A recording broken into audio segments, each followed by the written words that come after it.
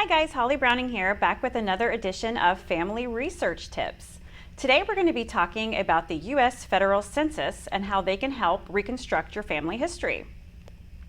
I always say, and I know a lot of other professional genealogists say, that the census records are one of the first things that you should consult when you're looking into your family research. They are just full of information, and they kind of give you like an overall cheat sheet of where your family is in certain times and how would they change. And I'm talking about the U.S. federal census. The U.S. federal census did a census every 10 years since 1790. So 1790 was the first U.S. census on record. The latest one that we have available to view is 1940. And the reason for that is the U.S. Census has a 72-year rule that was passed in 1978. And it's actually a federal law that says they will not release personally identifiable information until 72 years after it was collected. So in April of 2012, I believe, the 1940 was released. So in April of 2022, 1950 census will be released.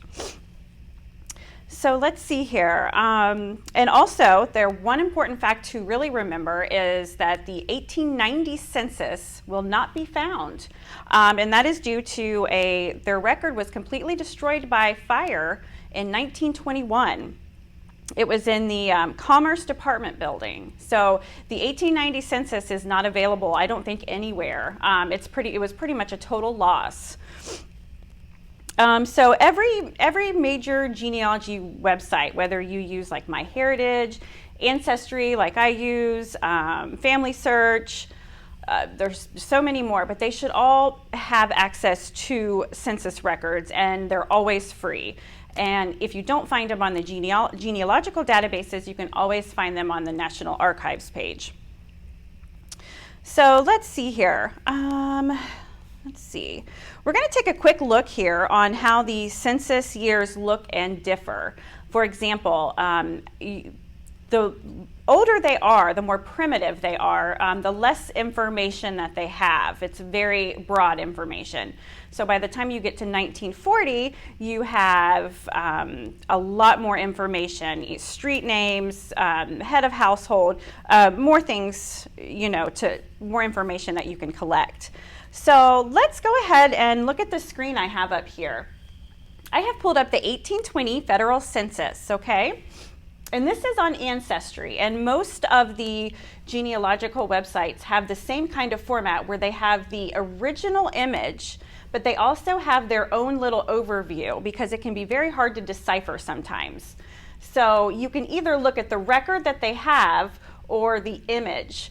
So this right here, it kind of gives us, in 1820, it was a little bit more broad. It gives you the date, it gives you the place, and it tells you in categories. It'll give you the head of the household, which is usually the male at the time, but they did have, there were females that were head of the household.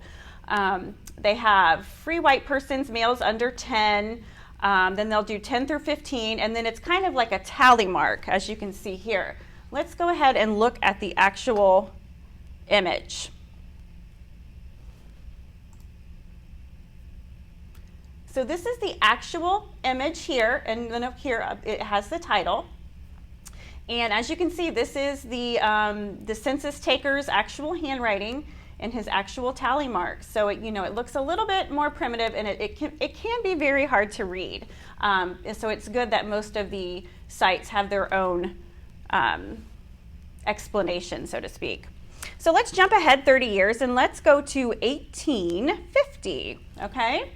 So here in 1850, as you can see, it looks a little bit cleaner and a little bit nicer. It has the name, it has gender, it has the actual age, the birth year, birthplace. So in 30 years' time, it jumped quite a bit. They put a lot more information on there. Even has occupation, real estate. And let's take a closer look at this.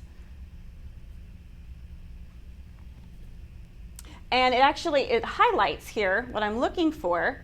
So it has the names, and it has the sex, the occupation, and the rest of the people in the household and their names. Also, another thing that's really great about census records is you can always look for neighbors. Sometimes you find a lot of things, a lot of hidden clues on neighbors and other households that are in the area. But that's something we'll get into on the next episode. Let's see here. All right, so let's go ahead. Let's jump to 1930.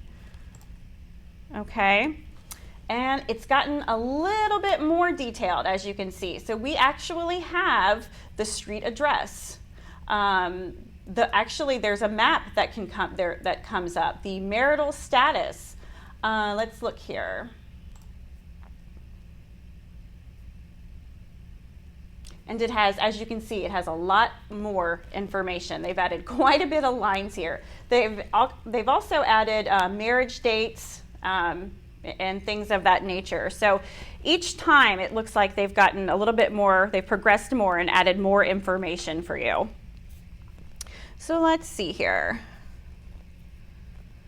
Let's see. And one of the things that's really great is the fact that it does have how the other people in the household are related to the head of the household. So that's really important too. It will tell you if it's a grandchild, if it's a nephew or a niece, and things like that. So let's see here. Is there anything else? I'm thinking if there's anything else I wanted to let you know. Just remember that this can be very hard to read and decipher. So if you do need help, you can always go back. And most websites do have their own explanation. Let's see here. Let's go down to the 1930 again in view.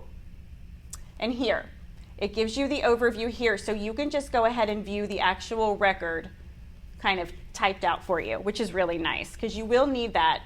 A lot of the times things are spelled wrong, things of that nature. So it's really nice. So that's kind of a general overview of the federal census.